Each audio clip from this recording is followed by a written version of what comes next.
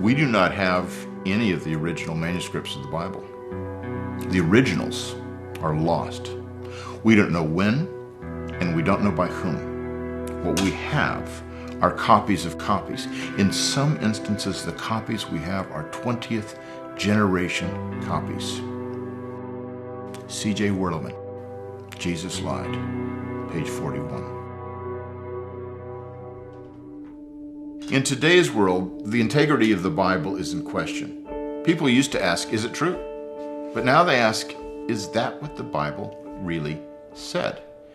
What I want to do now is give you reasons for confidence in the Scriptures.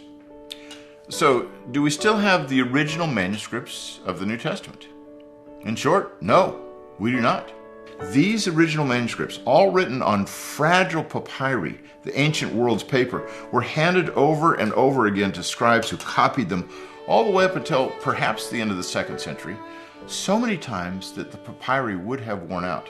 Now this may sound alarming, but it doesn't make the Bible untrustworthy.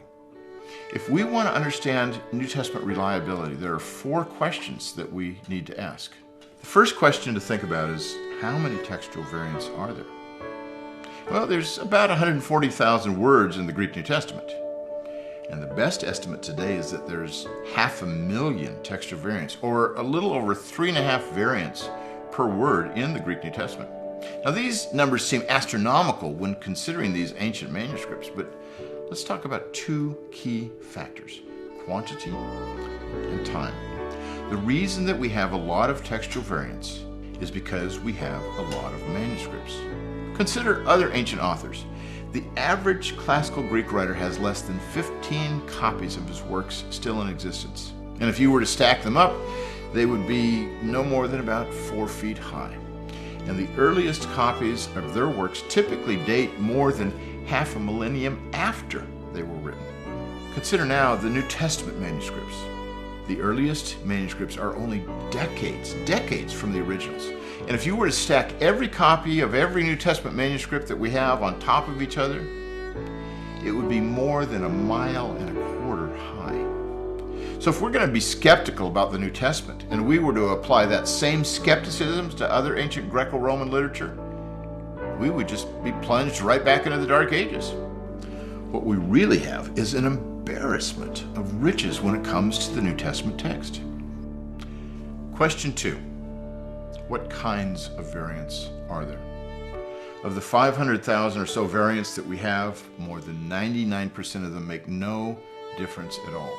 If a word is spelled incorrectly, that counts as a variant. But there were no dictionaries in the ancient world, and words would be spelled in a variety of ways, even by the same author, many times. Word order also in Greek is a matter of emphasis rather than a matter of meaning, like it is in English, because Greek is a highly inflected language. So you can change the word order without changing the meaning. What we need to focus on are the 1/5 of 1% textual variants that actually affect things. This group is both meaningful and viable. That's what I mean by the 1/5 of 1%. They affect the meaning, and they have a possibility of going back to the original. For example, in Mark chapter 9, Jesus is telling his disciples why they couldn't cast out a particular demon. He says this kind can only come out by prayer. Other manuscripts we have found finish the verse by adding the phrase, and fasting. This variant has implications on Christian practice, but not on doctrine. It's important, but it's not that important. Question 3. What theological beliefs depend on textually suspect passages? When examining the deity of Christ, we understand that the Bible claims that Jesus is God. But Dan Brown argues in the Da Vinci Code that this belief originated from Emperor Constantine at the Council of Nicaea in AD 325. Well, let's look at the evidence. The papyrus known as P66, which is a manuscript of John's Gospel and dated almost 150 years prior to the Council of Nicaea, clears this issue off the table with its affirmation of Jesus' deity in chapter 1.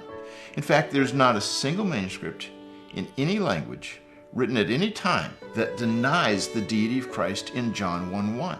Well, that's the deity of Christ. What about some other Christian beliefs? What about his virgin birth? What about the resurrection? Was Jesus really raised from the dead? Does the New Testament actually affirm that? And here's the thing I want to say, that even though some manuscripts may not affirm those doctrines in every single place, we have no manuscript that has any credibility to it that denies any essential Christian belief. And finally, question 4. Is the Bible that we have today what they wrote then? In all particulars, we don't know. It's probably not identical. But in all essentials, yes. What we have today in all essentials is the very Word of God. No essential Christian belief is jeopardized by any viable variant.